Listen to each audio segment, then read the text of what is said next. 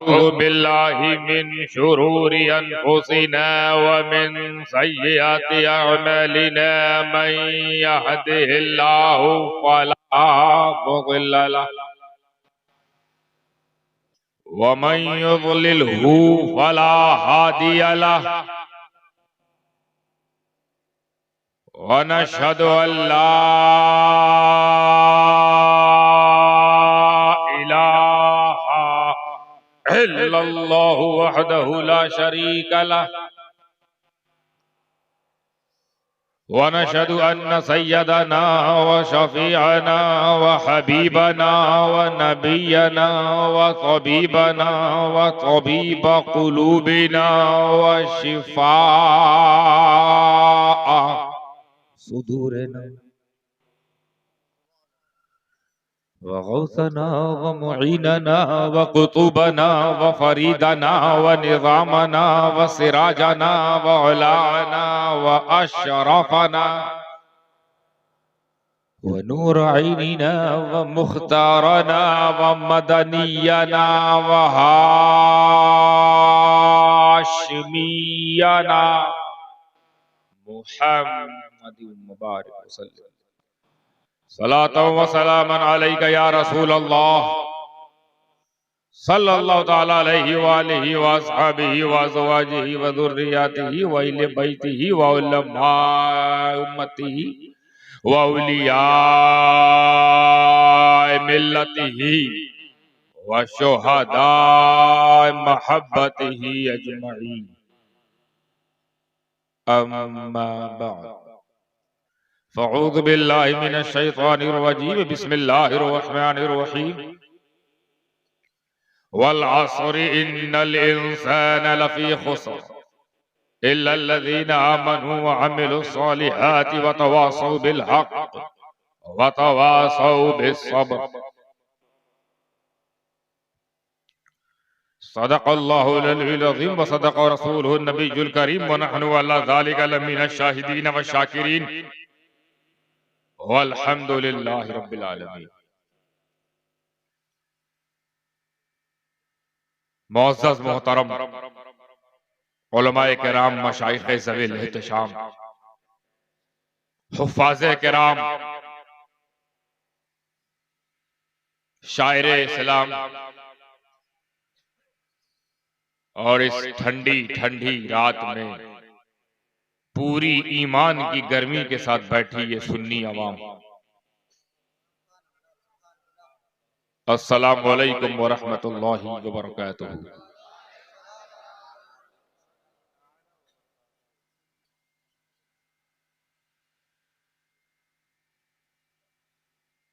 बहुत ही शानदार खिताब, नासिहाना भी था, जारहाना भी था और आशिकाना भी था।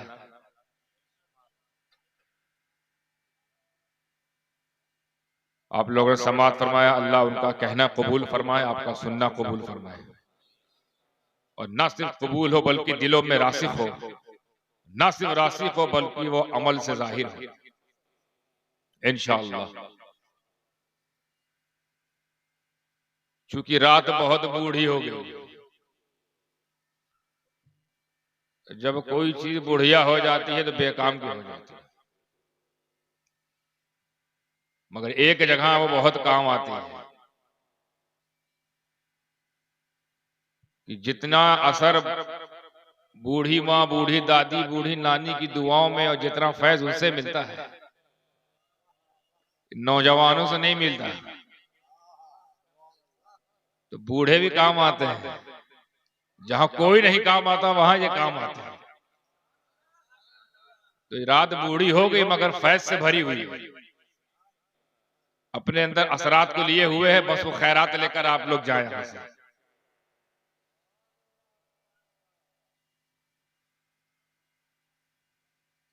कुरान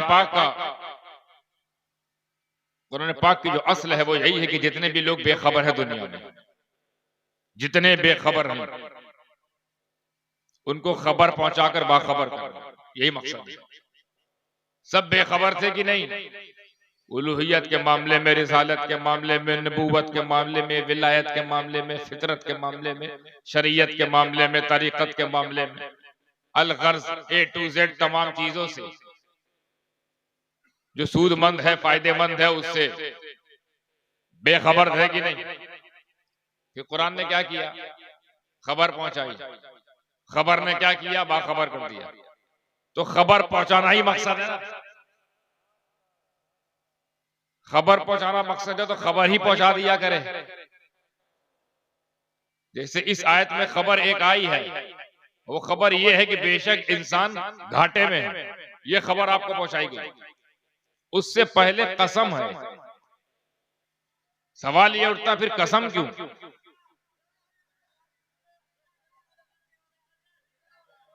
खड़े हो जाए लोग। चूहा कसम हमने ये काम नहीं किया, गधा कसम हम ये काम नहीं कर सकते, क्योंकि ये छोटे हैं, हकीर है, और हकीर की ये औकात नहीं कि वो कसम बन सके।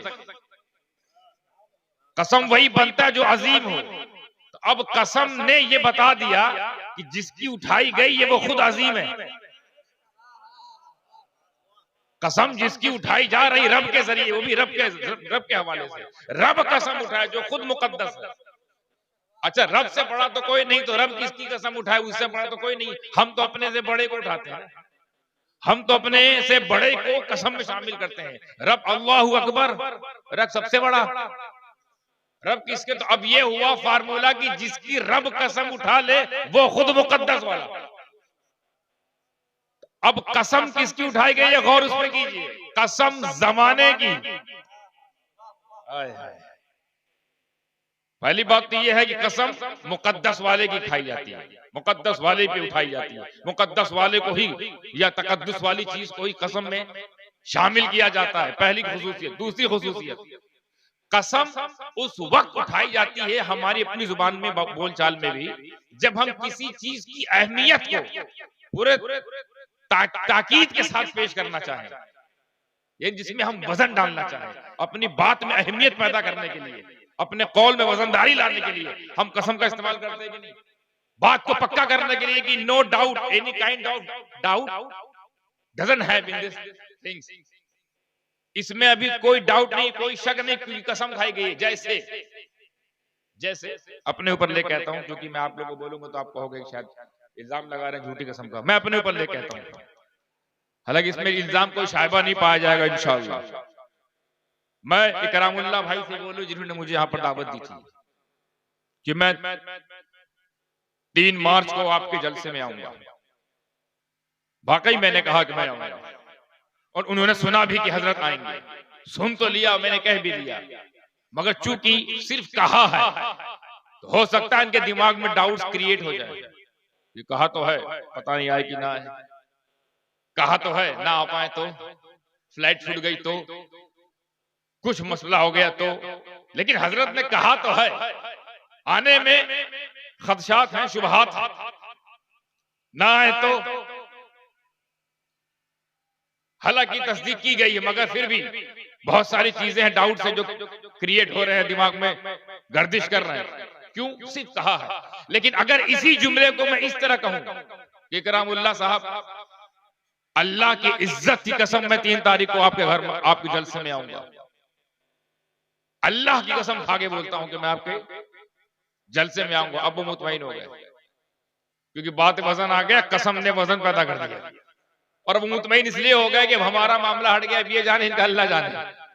इन्होंने अल्लाह की कसम खाकर इस बात को, इस आर्ग्यूमेंट को, इस एग्रीमेंट को एकदम पक्का कर दिया, मोहर लगा दी। अब तो हजरत आएंगे, क्योंकि कसम का फायदा। आप भी अपनी बात मनवाने के लिए, जब कोई बात मनवाना होता है तो कसम खाते कि नहीं खाते? 1-2 बार तो आप कहते हो, अरे भैया मैं था उस दिन मैं था जब ये वाकया हुआ था, उस दिन मैं था जब मेरे सामने की बात ये वाकया हुआ था। अगर ना माने और नहीं मानते तो आप क्या बोलते हैं? खुदा की कसम मैं था यार, रसूल पाक की इज्जत कसम मैं वहां था और मैंने देखा, मेरे सामने हुआ। तो आप लोग ठहर जाते हैं, भाई कसम खा रहा है, बात मजबूत है, कसम खा रहा है बात। तो मजबूती पैदा करने के लिए भी, अहमियत जाहिर करने के लिए भी कसम से याद किया जाता है। तो इसीलिए खबर आगे है। अब कसम के बाद जो खबर है वह अहमियत की हामिल। कसम के बाद जो बात आ रही है, इन्नल इंसान लफी खुस्र, वो अहमियत की हामिल है, वजनदारी है उसमें, बावजन बात है। पर कसम उठाई तो किसकी उठाई? जमाने की। अब यहां पे आके मैं ठहर गया। दो खुशूसी बता दी कसम की, एक तो अहमियत पैदा करने के लिए, दूसरी जिसकी कसम खाई जाती है वो खुद मुकद्दस होता है। अब जब मुकद्दस होती है, जिसको कसम में याद किया गया, तो फिर उसके तकद्दुस को भी हम तलाश करेंगे ना। जमाने की कसम, जमाने की कसम, तो ये किस जमाने की बात हो रही है?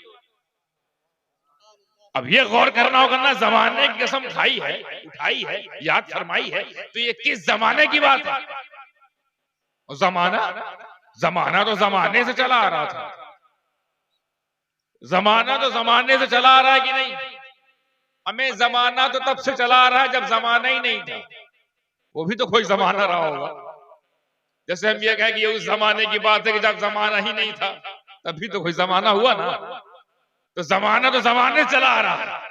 आदम का दौर भी जमाना है, शीश का दौर भी जमाना है, नूह का दौर भी जमाना है, इलियास का दौर भी जमाना है, इदरीस का दौर भी जमाना है, इब्राहिम का दौर भी जमाना है, इलियास का दौर भी जमाना, इस्माइल, इसहाक, याकूब, अय्यूब, ये सब जमाना है ना, इनका जमाना भी जमाना है। ये किस जमाने की बात है?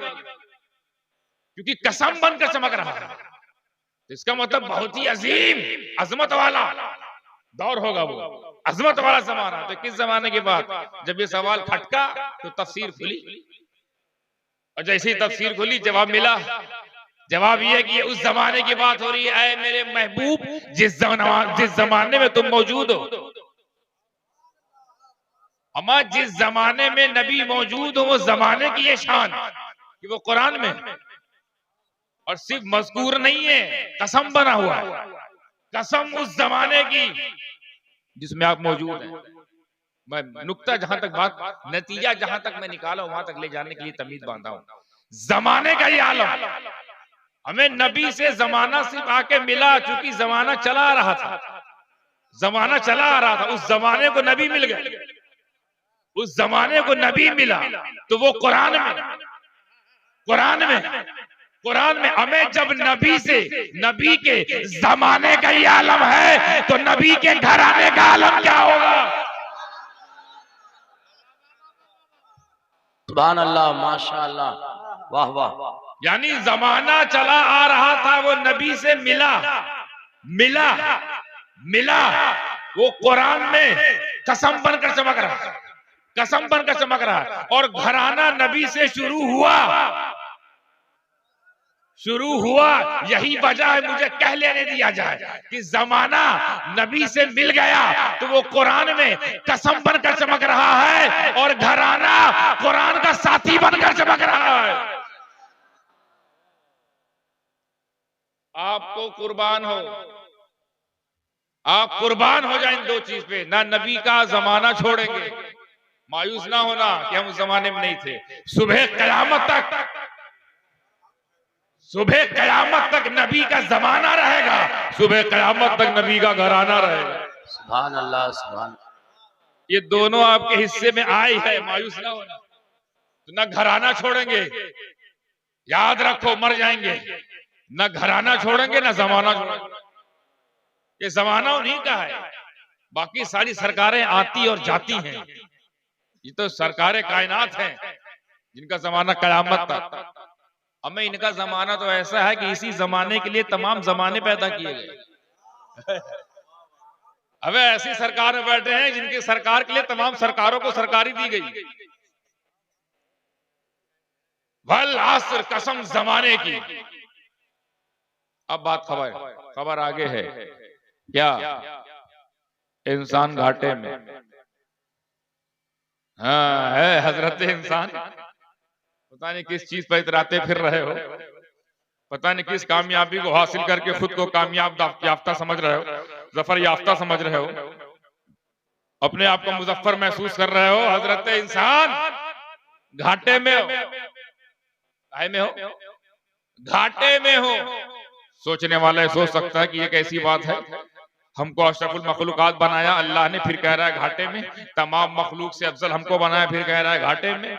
नबूवत हमारे हिस्से में, इमामत हमारे हिस्से में, रिसालत हमारे हिस्से में, विलायत हमारे हिस्से में। खिलाफत का ताज इंसानों को पहनाया, नबूवत का ताज इंसानों को पहनाया, रिसालत का ताज इंसानों को पहनाया। इमामत भी धरी है, विलायत भी धरी है, गौसियत भी धरी है, कुतुबियत भी धरी है, मौलाइयत भी धरी है। सदाकत यहाँ है, अदालत यहाँ है, सखावत यहाँ है, शुजाअत यहाँ है, विलायत यहाँ, इमामत यहाँ, रिसालत यहाँ, नबूवत यहाँ। कुरान कह रहा है घाटे में।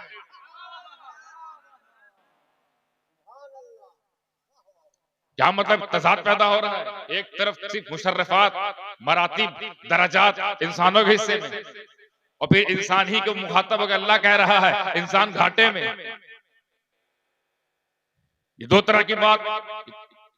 हालांकि कुरान एक दूसरे से टकराता नहीं है, तो यहां बात टकरा क्यों रही है? ये सोच और समझ की बात है।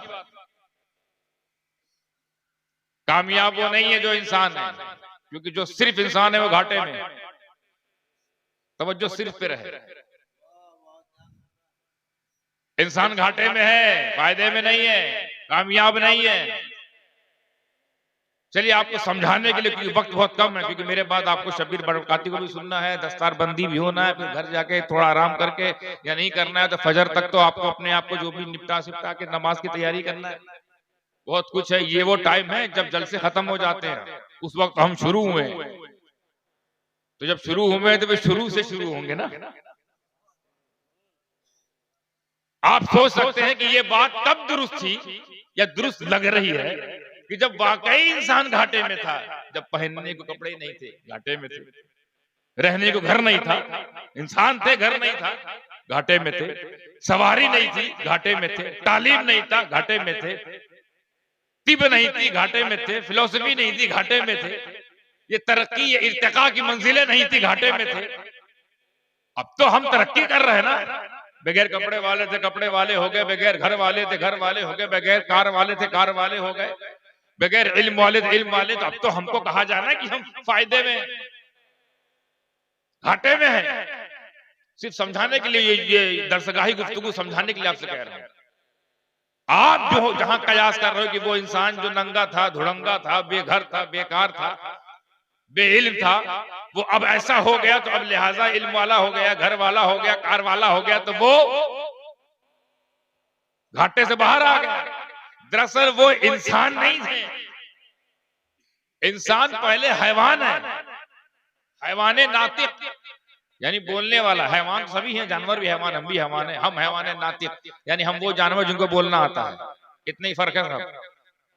हैवान है नातिक, बोलने वाला जानवर। तो हम हैवान है। तो वो जो नंगा था ना, वो हैवान था, कपड़ा पहना हैवान ने। हैवान, हैवानियत तरक्की कर रही थी, हैवान तरक्की कर रहा था। हैवान के पास घर नहीं था, घर वाला हो गया। हैवान के पास गाड़ी नहीं थी, गाड़ी वाला हो गया। वो हैवान ने तरक्की की है। रही बात इंसान की, वो घाटे में।